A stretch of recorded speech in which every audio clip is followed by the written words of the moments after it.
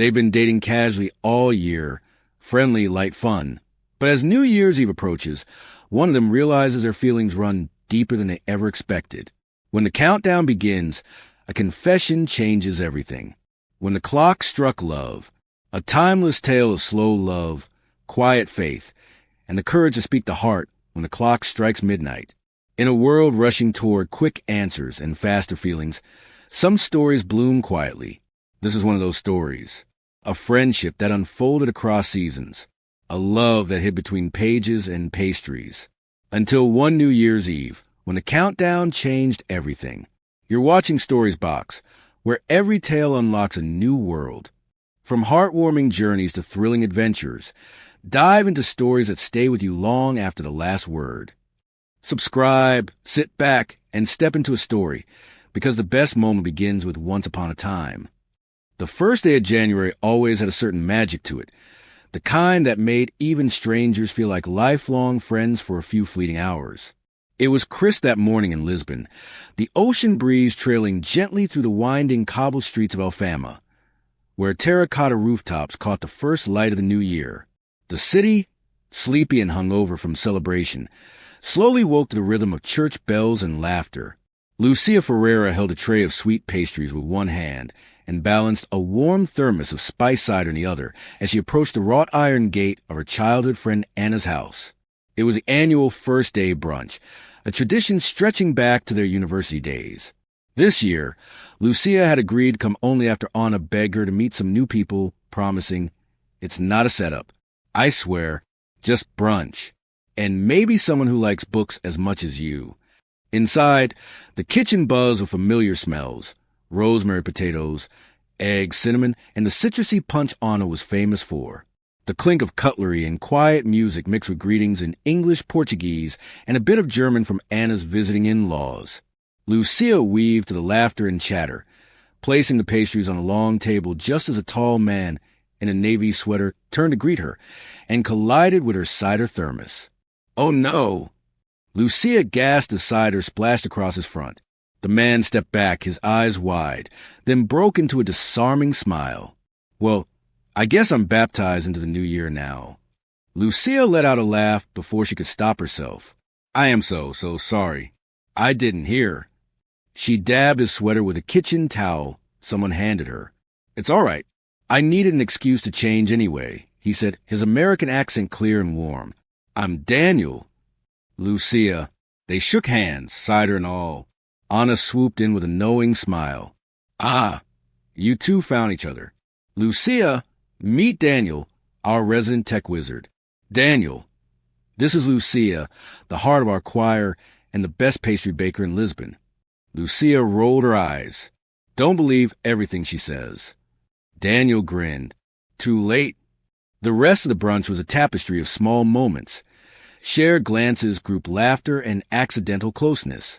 Lucia found herself drawn to Daniel's calm presence, the way he listened more than he spoke, and how his eyes crinkled when he smiled.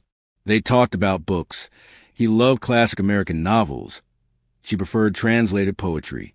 He told her about moving to Lisbon for work with a global tech nonprofit. She shared about her job translating literature and her weekend choir practices at São Domingos. At one point, as Anna passed by, she whispered to Lucia, "You look lighter around him." "I like it." Lucia waved her off, but something inside her had softened. After the plates were cleared and guests began filtering out into the golden Lisbon afternoon, Daniel lingered at the gate. "I never got to try your pastries," he said. Lucia handed him one wrapped in a napkin. "Here, for the road." He took a bite and blinked in delight. "This might be the best thing I've eaten since arriving in Portugal." She smiled. "That's a bold claim. I stand by it." There was a pause, sweet and full of possibilities. "You know," he said, "I'm still learning this city. If you ever feel like giving a book lover's tour of Lisbon, I'd be a grateful student." Lucia tilted her head. "You're asking me out?" Daniel laughed. "No, just asking you to show me where all the good pastries and poetry live." She thought for a moment, then nodded. "I can do that." As he walked down the street, waving goodbye, Lucia watched the silhouette disappear into the light. She hadn't planned on making any resolutions that year. But that evening, as she curled up on her couch with a worn volume of Portuguese poems and replayed a brunch in her mind, one thought echoed gently in her heart. Maybe this year isn't just about what I do, but who I allow in. And somewhere across the city, Daniel was writing in his new journal, gifted to him by Anna's husband, a single sentence in block letters. Met someone today. She spilled cider on me. I hope it wasn't the last time I see her. Lucia didn't think much would come of the offer to tour Daniel around the city. After all, people often made casual plans during festive moments that never quite materialized. But 3 days later, her phone lit up with a message. It was Daniel's message, which read, "So, where does a book lover get his first proper tour? I hear Lisbon's poetry hides in plain sight." Lucia smiled at the phrasing. She replied, "We begin where words outlive the noise. Meet me Saturday at Lur Devigar." That Saturday, they met beneath the towering shelves of Lur Devigar, one of Lisbon's most iconic bookstores. Tucked inside an old printing press warehouse, the place seemed built for daydreamers. A bicycle hung suspended in the air. Pages floated midair from open books, and light filtered in through skylights high above. Daniel was already there, examining a shelf of Fernando Pessoa's works when she arrived. "Right on time," he said. "You know, I looked up that name, Lur Devigar. It means read slowly, right?" Lucia nodded. "That's how I live. Or try to, anyway." They spent hours wandering the store, sharing lines from books that moved them. Lucia introduced him to Sophia de Mellobrainer. He read her Robert Frost. Eventually, they sat with coffee at the tiny corner cafe inside, watching artists sketch and tourists whisper. As the months passed, these city walks became part of their rhythm. Sundays became their sacred time.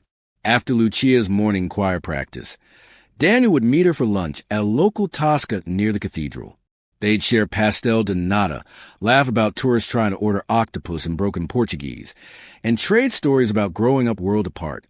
He in Michigan, she in the Alfama district. They made rules early on, spoken and unspoken. No labels, no pressure, no us. Just two people who shared a strange comfort in each other's presence. Lucia appreciated the simplicity of it. She had been burned before, once deeply, by someone who said all the right things but ran at the first sign of commitment. She vowed not to mistake attention for intention again. Daniel, on the other hand, was patient. He sensed Lucia's guarded nature, her caution. He respected it. In truth, he admired her even more for it. He had come to Lisbon seeking more than a job change. He needed a reset, something quieter, something grounded. The chaos of his last tech job, the endless cycle of flights, deadlines, late-night pitches, had left him hollow. Here, with Lucia, he felt something filling that void. Not loud, not urgent, just real. One evening in early spring, they found themselves sitting on the Miradoro de Senhora do Monte, one of Lisbon's highest lookout points. The sky bled into lavender and gold as street musicians played nearby. Lucia leaned against the old stone wall, hugging her knees. "I used to come here when I was little," she said. "My father would bring me to watch the lights turn on across the city. He called them stars we could touch." Daniel looked at her softly. "What happened to him?" She smiled, faintly. "Cancer. 3 years ago." "I'm sorry." It was fast, kind of like a poem ending midline. They sat in silence a while. Then Daniel said, "You know, I'm really glad I spilled cider that day." Lucia laughed. "It was my fault." "Maybe, but if not for that, I wouldn't be sitting here, with you, watching the city light up." She turned toward him, her smile fading into something more tender. "You're a good friend, Daniel." There was again that word, friend. It didn't sting, not exactly, but it sat between them like a wall made of glass, clear but impossible to walk through. "I try to be," he said, masking the ache beneath warmth. As the wind picked up, Lucia wrapped her scarf tighter. "You know what I realized this year?" she said. "Faith isn't always about waiting for answers. Sometimes it's just about learning to be present with the questions." Daniel nodded. "And sometimes The best people show up when you stop asking for them. She glanced at him then, just for a moment, and something unspoken passed between them, like the final line of a prayer whispered into silence. When he walked her to her door that night, she hugged him. No hesitation, no awkwardness, just warmth. "Thanks to the stars," she whispered. Daniel walked home to the quiet streets of Lisbon, thinking about how some friendships grow not like flames, but like roots, deep, steady, unseen. And how maybe, just maybe, those are the ones that hold strongest when storms come. He didn't know it yet, but he had already fallen for her. And she didn't know it yet, but her heart had started writing verses in a new language, one she hadn't dared to speak aloud in years. The Algarve was sun-drenched and alive. Lucia squinted at the stretch of gold ahead, her sandals kicking up sand as she walked toward the group, setting up beach towels near the cliffs. The summer trip had been Anna's idea, a long weekend escape with close friends before the madness of August tourists descended. Lucia had hesitated, but when she heard Daniel was going, something inside her, something she didn't name, nudged her to say yes. The beach was a living painting. Deep blue water shimmered against ochre cliffs, and children's laughter echoed in the breeze. Lucia had always loved the ocean, but it had been years since she let herself slow down enough to enjoy it. "Need help with that umbrella?" Daniel called, already jogging toward her with a lopsided grin. Lucia laughed as the wind nearly took the striped umbrella from her grip. "It's fighting me." He took it, anchoring it firmly in the sand. "There, consider it conquered." She took a breath, steadying her sunglasses. "Didn't know you were such a beach warrior." "Only on weekends," he said, dropping to his towel beside hers. The day unfolded like a warm dream.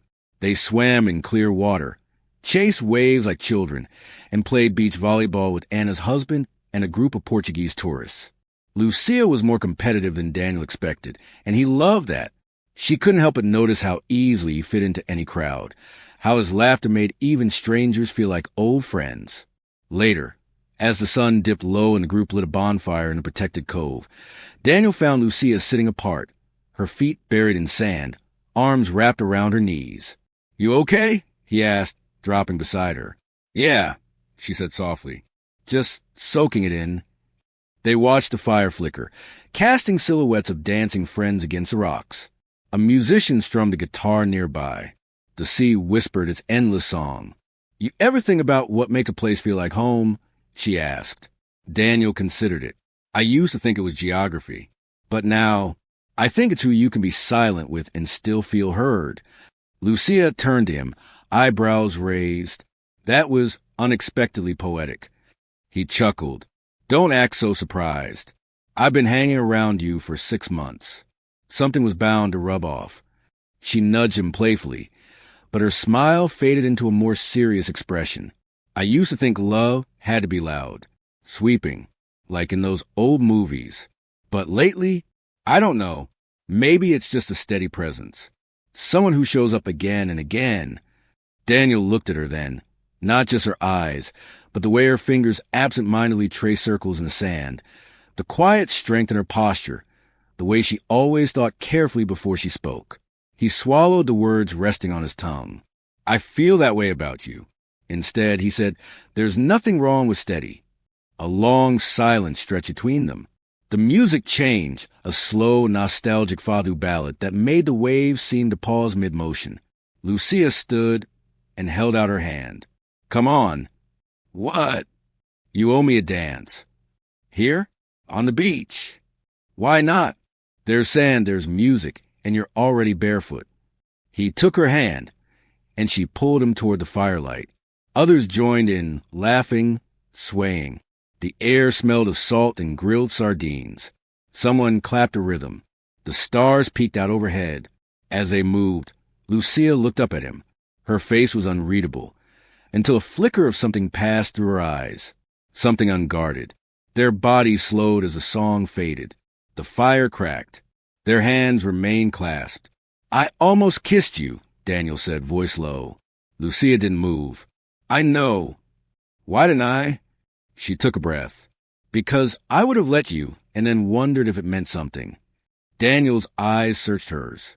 And if I told you it did? Lucia looked away, gently pulling her hand from his. Daniel, I like what we have. I really do. But I'm not ready to lose this, to risk misreading it. He nodded, not in agreement, but in respect. I get it, he said. No pressure. No rushing. She smiled, grateful. But as she walked away to join Anna, Daniel stayed by the fire, watching her silhouette. He hadn't said it aloud yet, but he was sure of it now. He didn't just like her. He was falling for her. Slowly, yes, but undeniably. And she lay in bed that night, listening to the waves outside the window, wondering why her heart ached for something she said she didn't want. She touched her lips, then her chest, and whispered a quiet prayer. God, if this is love, give me courage when the time is right. By October, the rhythm between Lucia and Daniel had become something sacred. Not love, not just friendship, something in between, something rich with possibility. They never labeled it, but it lived in their shared routines, in the Sunday coffee after church, in the way they left books for each other in cafes with handwritten notes tucked into the pages. Daniel once left a copy of Love in the Time of Cholera at her favorite table in a brazileira, underlined a line that read, "It was inevitable." The scent of bitter almonds always reminded him of the fate of unrequited love. Lucia smiled when she found it, but she didn't reply. Not directly. Instead, a week later, she left him a slim volume of Rainer Maria Rilke's letters. Inside, she circled, "Be patient toward all that is unsolved in your heart, and try to love the questions themselves." And so it went. Their love, if that's what was slow, poetic, careful. And yet, it burned gently beneath every smile, every pause that lasted just one heartbeat too long. That autumn was especially beautiful in Lisbon. The trees lining the Avenida de Liberdade turned rust and gold, and the breeze grew crisper with each passing week. One Saturday, Daniel invited Lucia to a small harvest festival outside the city, in Sintra. She agreed, grateful for the excuse to escape the bustle and her own restless thoughts. They wandered to the fairgrounds, sipping roasted chestnut cider, laughing at a clumsy goat who kept headbutting a pumpkin. Lucia wore a soft brown scarf and a cream sweater, and Daniel couldn't help but notice how the season suited her, how the colors wrapped around like the verses of a hymn. At a craft stall, she lingered over a wooden angel carving. Daniel watched her quietly. "Do you collect angels?" he asked. She smiled softly. "No, but I've always liked the idea of something unseen watching over us." He nodded. "I think sometimes that something is each other." She looked at him. "Meaning?" "I think God put certain people in our lives to walk beside us through seasons we wouldn't survive alone." Lucia blinked, caught off guard by the depth in his tone. "Do you believe that? That we're guided?" He looked out across the hills. "I do now." Later, they took a hike through the woods beyond the village. The leaves crunched beneath their boots, and sunlight filtered through branches like golden lace. Lucia led the way, Daniel close behind. "Do you ever think about what next year looks like?" she asked suddenly. Daniel considered his answer. "Sometimes. But lately, I've stopped trying to plan it all. Things don't unfold the way we script them." Lucia nodded slowly. "I used to have every year mapped out. Where I'd be by 30. Who I'd be with. What kind of family I'd have." She paused and added, "And then life revised my script." She didn't say his name, but Daniel knew she was talking about the man who left her, the one she had loved, the one who walked away just when she thought forever had begun. Daniel stopped walking. "Lucia, can I ask something?" She turned. "Do you ever wonder if this whatever we are is supposed to become something more?" She looked at him, the wind catching her hair. "I do," she said honestly. "But I also wonder if we're both too afraid to let it." He looked down. "Afraid of what?" "Of the shift. Of losing what we already have." Daniel reached into his jacket pocket and handed her a small leaf, a deep red maple, its veins branching like poetry. "I don't want to lose this either," he said. "But if we don't step forward, we'll stay stuck in the middle of a sentence that never finishes." Lucia held the leaf, its edges trembling in her fingers. "I think," she began, voice quiet, "I'm still healing." Still learning to trust slow love. Love that doesn't ask for guarantees. Daniel nodded. Then I'll walk beside you. No pressure. No rushing. She looked up, tears welling. Not sadness. Something softer. Gratitude. Hope.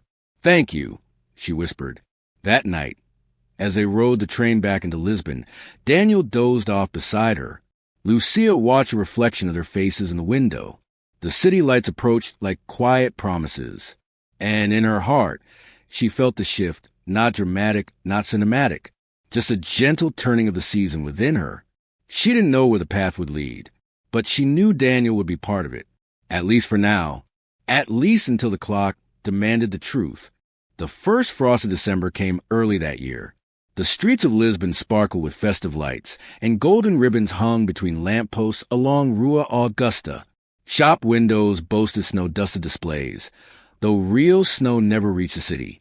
Lucia stood beneath a garland-wrapped archway, gazing at a nativity scene outside her childhood church. The figures were simple, hand-painted wood, worn smooth by time. She stared at Mary's face. So young, so brave, quiet strength in the unknown. She closed her eyes and whispered, "Show me how to be that brave." Lucia. She turned to see Daniel jogging toward her, his cheeks flushed from the cold, scarf trailing behind him like a banner. "You're early," she said, smiling. He held out a cup. "Ginger tea. From that pop-up stand over there. I thought of you when I saw it." She accepted it, touched by the gesture. "I was just thinking. About," she shrugged, "about everything. About how strange it feels that the year's almost over." Daniel looked at her carefully. "A lot's changed." She nodded, and yet some things feel like they've been waiting to happen all along. They walked through the old quarter together, the streets bustling with tourists and carolers. The bells of the Say Cathedral rang out above them, warm and solemn. They didn't speak much that afternoon, just wandered. It was enough. But later that evening, Lucia sat in her apartment, wrapped in a blanket with a notebook in her lap. She hadn't written anything new in months, not since summer. But tonight, the words came back. Some love begins with lightning. Ours was a slow candle, not a fire that consumed, but a light that stayed, through winds, through silences, through unspoken prayers.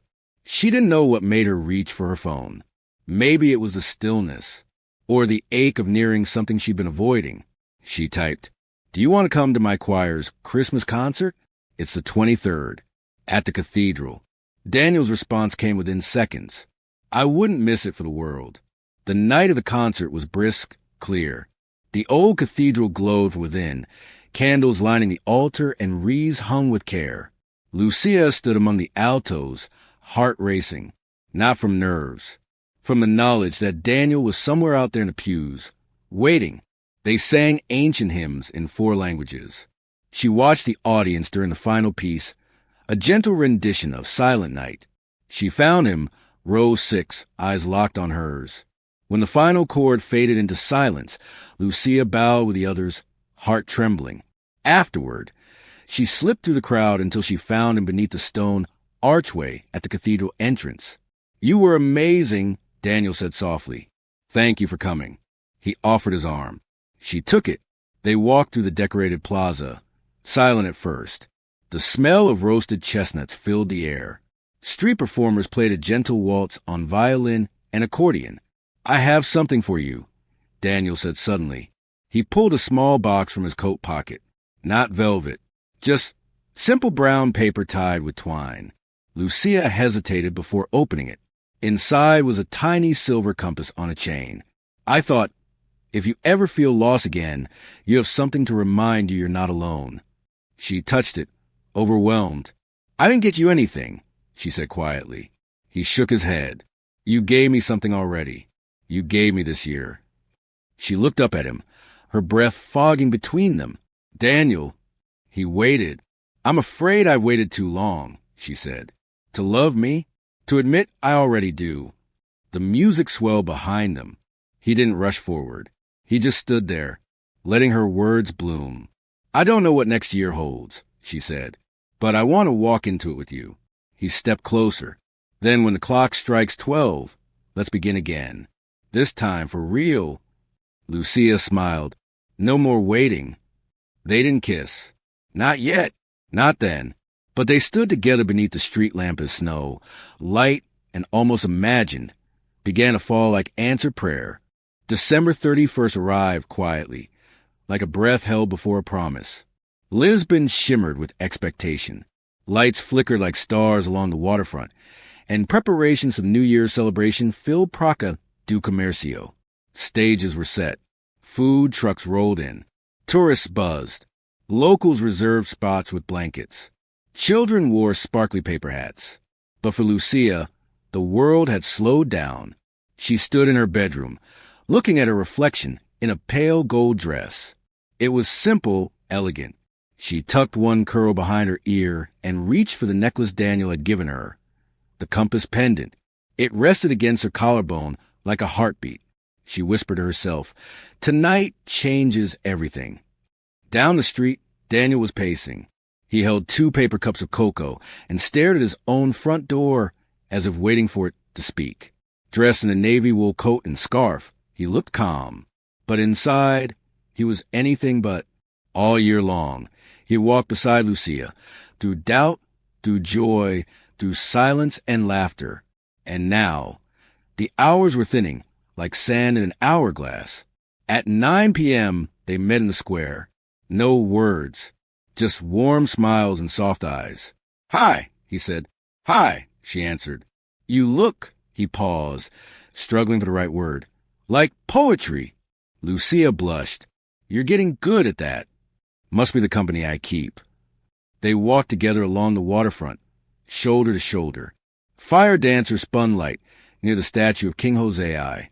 A boy handed them sparklers. They didn't light them yet, just carried them like unspoken promises. Time moved differently that night. Slower, sharper. They shared grilled sweetbread from a food cart. Lucia told Daniel how her father used to take her to this exact square on New Year's Eve when she was small, how he'd lift her on his shoulders so she could see the fireworks. "I miss him most during holidays," she said. Daniel gently touched her hand. "Do you ever talk to him? In prayer?" Lucia nodded. "Sometimes, I think he sees me now. I think he'd like you." Daniel smiled. "Then I already like him too." At 11:15, a choir began singing from a floating barge on the Tagus River. The sound drifted across the water, angelic, echoing. Lucia turned to Daniel. "Have you ever been in love before?" He didn't answer immediately. "I thought I was. Once. But now I think I was in love with the idea of being loved, not the person." She nodded slowly. "Same." Daniel looked at her fully. "But you show me what real love looks like. It's patient. It's steady. It shows up even when it's scared." Lucia swallowed the lump rising in her throat. The crowd counted down from 60 seconds. 60, 59, 58. He took her hand. 42, 41, 40. The world around them buzzed with voices and camera flashes. The air tasted of fireworks and roasted almonds. 25, 24, 23. Daniel looked into her eyes. "Lucia," he said softly. "Yes. I know we never called this love, but it's been every day." "I know," she whispered. "I feel it too." 10, 9, 8. Daniel's voice trembled. "So here it is. The truth." 7, 6. He stepped closer. The world fell away. 5. "I'm in love with you." 4. "I've been in love with you since spring." 3. "I don't want to walk beside you anymore. I want to walk with you." 2. Lucia's breath caught. 1. She reached for his face. "Then start the year with this." Midnight. The fireworks exploded overhead, silver and gold and scarlet lighting the sky. But neither of them looked up. They kissed, not the hesitant brush of new romance, but the kiss of something earned, soft, anchored, and deep. Around them, the crowd cheered. Champagne corks popped. Children shouted joyfully. But for Lucia and Daniel, it was quiet. They broke apart. Foreheads pressed together. "Happy New Year," she whispered. "Happy everything," he replied. They lit their sparklers, held them high, and watched them burn like faith held in trembling hands. The new year had begun, with truth, with courage, with love spoken at last. The first sunrise of January bathed the city in gold. Lisbon, usually slow to wake, shimmered in stillness. Church bells not yet ringing, streetcars not yet humming. But Lucia was already awake. She sat by her bedroom window wrapped in a wool blanket, legs tucked beneath her. A half-drunk mug of tea steamed beside her, untouched. The compass pendant rested against her chest, warm from sleep and memory. Last night, Daniel kissed her. And more than that, he confessed. The words echoed through her like a hymn.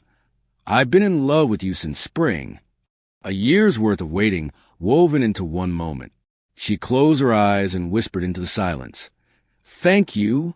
It wasn't directed at the sky or the walls, but at God, at the mystery, at the way love blooms in seasons we don't expect. Her phone buzzed.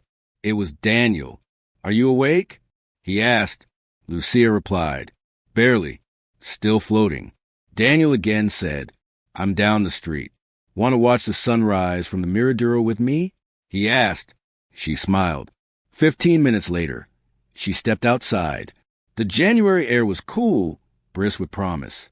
She spotted Daniel standing under an olive tree near the viewpoint, a paper bag in one hand and a hopeful grin in the other. "BOMG," he greeted softly. "BOMG," she echoed. They sat on the stone wall, overlooking the sleeping city. The Teju River glistened below, pink and silver. From here, Lisbon looked like a painting, still eternal. "I brought sweet rolls," Daniel said, offering the bag. "From your baker friend?" "Fresh this morning. I bribed him with leftover champagne." Lucia laughed. They shared the warm rolls, fingers brushing. The silence between them was no longer hesitant. It was sacred. "I haven't felt this peaceful in a long time," Lucia admitted. Daniel looked out across the rooftops. "Me neither. I kept thinking love was supposed to be dramatic. Fireworks every second. But this is like breathing." She glanced at him. "It is, and that's what makes it holy." They sat for a while, just watching. Seagulls circled in the distance. The sun slowly climbed, casting long shadows. "I told my mother about you," Daniel said. Lucia turned in surprise. "Really?" She's been praying I'd meet someone who wouldn't just be a partner, but a compass. Someone who'd help me come home to myself. Lucia's heart swelled. "You told her that about me?" "I didn't have to. She heard it in my voice." Lucia smiled and looked down at her lap. "What now, Daniel?" He took her hand. "Now we build." Slowly, faithfully. She nodded. "I want that." They spent the rest of the morning walking the mosaic-tiled streets of Alfama, stopping to listen to street musicians and sip espresso from tiny sidewalk cafes. Locals offered well wishes.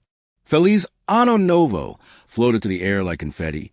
And then, as they reached the old iron gates of the botanical garden, Daniel paused.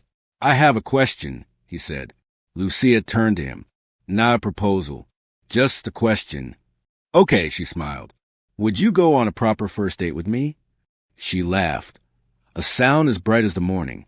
After everything we've shared, now you want a first date?" He shrugged. "New year, new beginnings." She thought for a moment. "All right then, but I want flowers." "You'll get flowers. And a walk after." "Of course."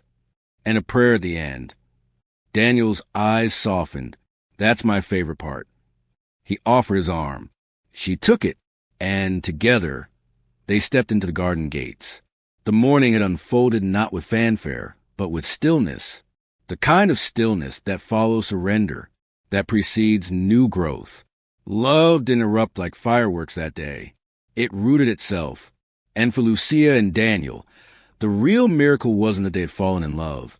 It was that they had waited long enough for love to become something holy. 2 days after the New Year, Lucia opened her front door to find a bouquet of white tulips tied with a sky blue ribbon. No note, no knock, but she didn't need either. She picked them up gently, closed her eyes, and smiled. Daniel, Later that evening, they met beneath the fairy-lit arches of a quiet garden cafe nestled in the hills above the city. The sign above the gate read, "A vida tem destinos lindas." Life has beautiful destinations. How did you find this place? Lucia asked as they were led to a table overlooking the twinkling skyline. I asked your choir director, Daniel said. She told me it's where you go when you need to think. Lucia raised an eyebrow. You've been planning this.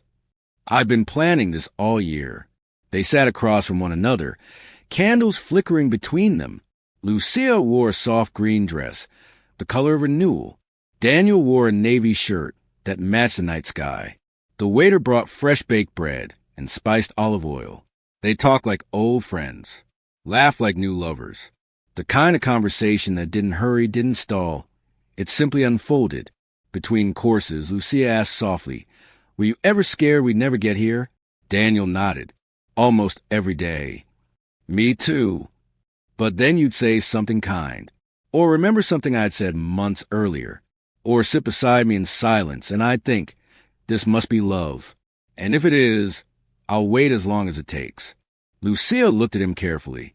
I never told you, but I used to pray for someone who wouldn't give up on me. Someone who'd see through the mess, the overthinking, the past, and just stay. He reached across the table and held her hand. I think we both prayed each other into existence. After dinner, they walked beneath the stars, the city quiet beneath their feet. They followed an old path through pine trees and crumbling stone walls to a small lookout point Lucia used to visit alone. Tonight, she wasn't alone. As they looked out over the river, Lucia leaned into Daniel's side. I don't know what happens next, she whispered. You don't have to, he said. We'll walk it one day at a time. She looked up at him. This is the best not first date I've ever had. He laughed. It's the first of many. Lucia reached into her coat pocket and pulled out a folded piece of paper. I wrote you something, she said. Daniel took it gently, unfolding it with care. His eyes scanned the handwritten lines. Love, for me, was once a locked room. Until you knocked. You didn't barge in. You just waited outside, humming a tune, until I opened the door. He blinked, visibly moved. Lucia, she smiled. It's yours, like my heart. He folded the note and placed it over his chest. Then I'll keep both close. They prayed together at the overlook, hands clasped, heads bowed, hearts still. No elaborate words. Just thank you. Thank you for the quiet seasons, for second chances, for the way love shows up when we least expect it, and stays when we most need it. They walked home in content silence, fingers woven like threads in the same story. And as they reached her door, Lucia turned to Daniel. Next date's my turn. Oh, he grinned. And what does that include? A bus ride, a hike, a picnic, and a song. That's a lot. So is love, she said with a wink. He kissed her hand goodnight and left with a heart more full than ever before. 2 weeks into New Year, Daniel found himself holding a thermos of tea, hiking boots on, and a song stuck in his head. One Lucia had hummed absent-mindedly the night before. He smiled to himself. She'd warned him. It's a long walk, but the view will be worth it. Now here he was, trailing behind her on a winding mountain path north of Sintra, the pine trees whispering in the wind, the sound of his footsteps softened by the dirt and moss beneath. Lucia turned around and grinned. Not tired, are you? Only a pretending I don't love the sound of you breathing in the wild. She laughed. Then you'll love the spot I'm taking you to. It wasn't a date in the traditional sense. There was no candlelight or carefully planned playlist, but it was deeply, quietly holy. Shared silence, shared struggle, and shared breath. They reached the ridge just after noon. Before them, hills and ocean, rooftops and vineyards. A sweeping vista that looked like God's own painting. Lucia set down a blanket and a small basket. She opened it with pride. Tuna sandwiches, warm apples, and honey cake. Daniel blinked. Did you make all this? Faith without works is dead, she teased. They sat, ate, talked about everything and nothing. She told him how the stars always made her feel small and safe at the same time. He told her he used to pray for a place that felt like home, not realizing it could be a person.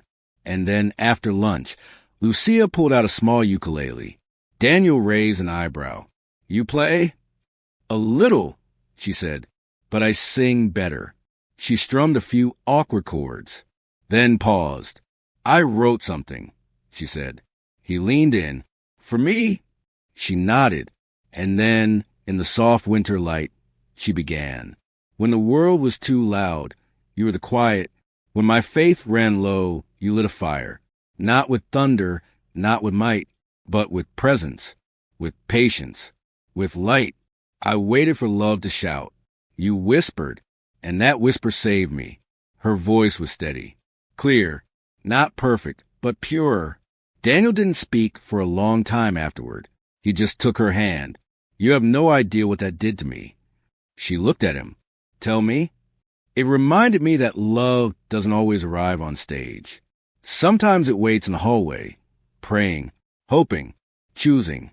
Lucia leaned into his shoulder. "And sometimes it sings."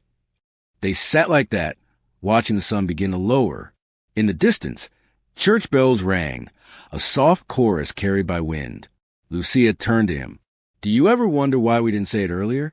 Why it took so long?" Daniel thought for a moment. "I think God was protecting something in us, growing it quietly, like a seed that only blooms when it's ready." Lucia nodded slowly. "Then I'm glad we waited." Daniel reached into his coat pocket and pulled out a small leather-bound notebook. "I've been writing something, too." She smiled. "Show me." He opened to the first page. Entry 1. She's sunlight in winter, grace in motion. "I'm not sure what this is yet, but I know it's something holy." Lucia looked up, eyes shimmering. "You wrote that about me?" "Last March." She blinked. "Last March." I knew even then. And in that moment, surrounded by silence and sky, Lucia realized something deeper than love had taken root in her heart. Something like trust. Something like forever. Spring returned like a promise fulfilled. Blossoms crowned the trees of Lisbon. Street performers returned to their corners. Church bells rang longer on Sundays. And in the heart of the old city, Lucia stood barefoot in her tiny kitchen, humming the melody Daniel had written in her notebook. The kettle whistled. She turned it off, but her thoughts stayed far away, on words not yet spoken, on a ring box Daniel hadn't tried very hard to hide in his coat pocket. She wasn't nervous. Not really. Just still. That kind of stillness you feel in churches, or during a sunrise. For months now, love had no longer been a mystery between them. It had taken on flesh in their routines, in their quiet walks, their daily prayers, their small sacrifices. It had become something solid, sacred. Lucia didn't need flowers or fireworks. She only needed the kind of yes that came from the soul, the kind that echoed through every season of her life and forward into the ones they had yet to live. Daniel arrived that afternoon carrying sunflowers, lemon tarts, and a quiet sort of awe. "I don't know why I'm nervous," he said as they stepped onto the rooftop garden of her building. She smiled. "You already know the answer." "I know, but I still want to ask." The table was simple. 2 plates, cloth napkins, a vase with olive branches. Behind them, the sun hovered above the sea like a hell breath. They didn't rush the meal. Daniel poured tea. Lucia served the tart. They reminisced about the first time they met, the bookstore, the mismatched chairs, the night it rained, and they stayed in the tram just to keep talking.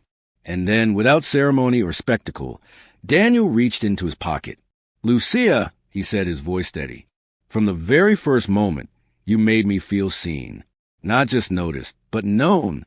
You have walked beside me, not ahead or behind. You've made room for my dreams, my doubts, my faith." He opened the box. Inside, a simple gold band with a tiny engraving inside. One word. "Yes.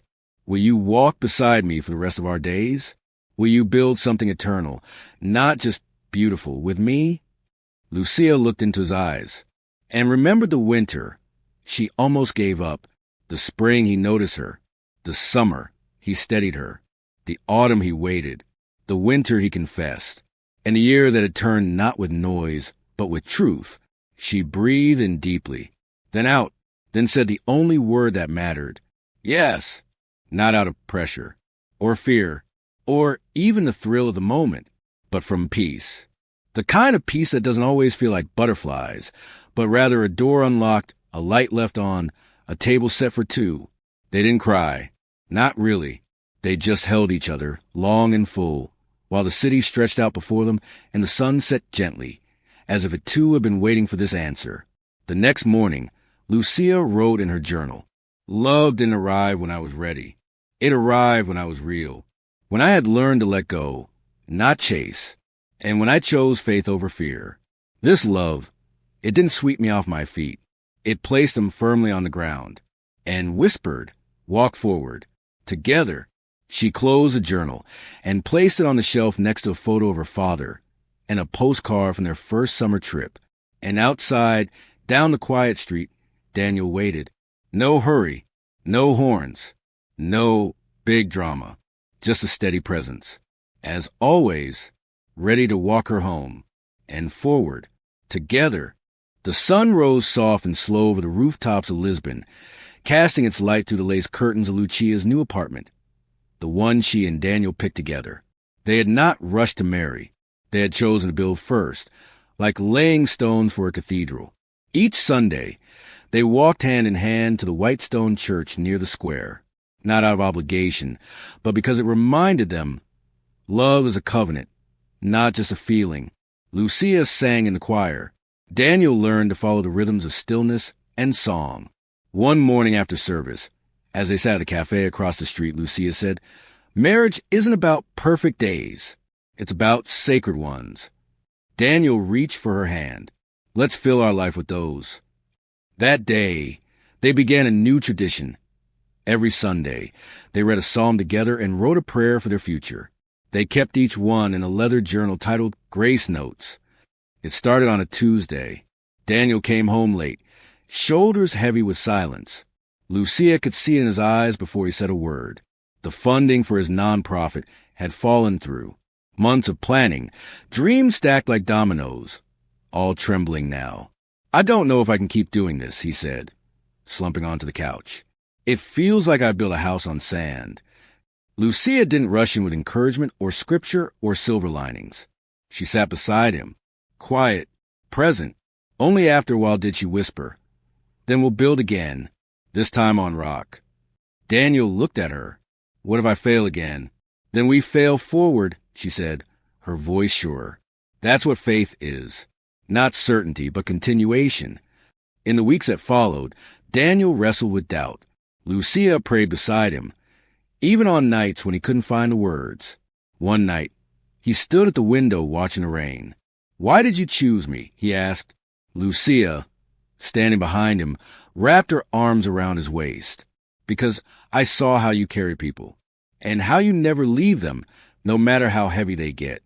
Daniel closed his eyes. "Even when I don't believe in myself." "I still do," she whispered. "And I believe in a God who holds us both." That was the night he decided to try again, not out of pressure, but because love had proven strong enough to bear the weight of fear. Lucia found the box while cleaning the guest room. Old notebooks, dried lavender, a shoebox with her name on it, in Daniel's handwriting. Inside, letters, dozens of them, each folded, dated, and signed. The earliest one read, April 3rd. "Today you laughed so hard you spilled coffee on your scarf. I pretended not to notice, but it's the reason I can't stop smiling." Another, May 11th. "I prayed for you today. Not that you'd love me, but that you'd be surrounded by kindness, that you'd never forget you're worthy of it." And another, July 26th. "You asked if I believed in soulmates. I said I wasn't sure, but I lied. I believe in you." Lucia sat on the floor, letter after letter unraveling the year before their New Year's kiss. Tears blurred her vision, soft, grateful tears. When Daniel came home, she was still sitting there, the box between her knees. "You were writing to me the whole time," she whispered. He knelt beside her. "I didn't know what to do with the feelings, so I gave them to the page. I never meant for you to see them. I'm glad I did." She reached into her own drawer and pulled out a stack of envelopes. Daniel's eyes widened. What are those? Letters I never sent. He smiled. To me? She nodded. The first is dated March 14th. The day I realized my heart always settled down around you. They sat for hours, exchanging unsent words, each note like a thread that had been waiting to be tied. Love, it turned out, had been speaking long before either of them found the courage to say it aloud. The day had been planned for weeks. Picnic in the old vineyard. Polaroids. A surprise song Lucia wrote. A hidden note from Daniel in her lunchbox. But the sky had other ideas. By noon, rain fell in heavy sheets across the city. The road to the vineyard flooded. The guitar case got soaked. The pastries were forgotten on the counter in their rush out the door. Lucia stared at the misted windows of the tram, disappointment written across her face. We could just go home, she sighed. Daniel shook his head gently. Or we could go where the day takes us. So they did. They got off at a random stop near Ofama, wandered narrow alleyways where rain dripped from clotheslines and balconies, bought roasted chestnuts from a vendor under a tarp, shared one umbrella, huddled together. Lucia, despite herself, started to laugh. This is so not the plan. Daniel grinned. I think the rain might be the plan. They ducked into a tiny bookstore when the storm picked up. The owner, a wrinkled man with eyes like honey, motioned for them to sit. Daniel found an old poetry book and began reading aloud by candlelight. Love doesn't wait for sunny days. It learns to dance in wet shoes. It laughs with its hair dripping. It holds your hand in the detours. Lucia leaned against him. This is better than the vineyard. Later, as they walked back home soaked, Lucia whispered, I'm glad we didn't cancel. Daniel looked at her, water running down his collar. Me too. Sometimes the best days are the ones that don't go according to plan, because love isn't about perfection. It's about presence. And that day, in all its mess and wonder, became one of their favorite memories. The small white chapel on the hillside overlooked the ocean, just as Lucia had dreamed when she was a girl. It wasn't grand. No marble floors, no chandeliers. Just wooden pews, soft music, wildflowers from a valley, and the scent of eucalyptus in the air. Friends and family gathered not to witness a spectacle, but a covenant. The sun poured through the stained glass windows in golden stripes, and time seemed to pause as Lucia stepped to the arched doorway, hand in her father's, veil floating like morning mist. At the altar, Daniel waited, no tuxedo, just a crisp white shirt and eyes filled with quiet awe. Their journey had not been one of whirlwind romance or dramatic declarations. It had been one of trust, of waiting, of showing up again and again. As Lucia reached him, Daniel took her hand and whispered, This is the beginning of always. The priest's words were simple, sacred. They exchanged vows written by hand, promises shaped by seasons. I vow to carry your dreams when you grow tired of them, to hold your hand in silence and in laughter, to believe with you when faith feels thin, and to choose you daily in full and in love. When he said, You may kiss your bride, there were no fireworks, just a kiss soft as prayer, as if heaven leaned in to listen. Outside, guests tossed flower petals instead of rice. A guitar strummed beneath the olive tree. Lucia and Daniel danced barefoot in the grass as the sea whispered just beyond. Later, as dusk settled and candles glowed across picnic tables, Lucia leaned against Daniel's shoulder and said, We made it. He kissed the crown of her head. We're just beginning. She smiled. It already feels like home. And indeed it was, not because of the chapel, or the rings, or the crowd, but because home is a person. And she had found hers in the slow unfolding of a year, in every quiet yes, in every unspoken prayer. This was a Stories Box exclusive. Subscribe to follow our stories. Till next time, thank you for watching.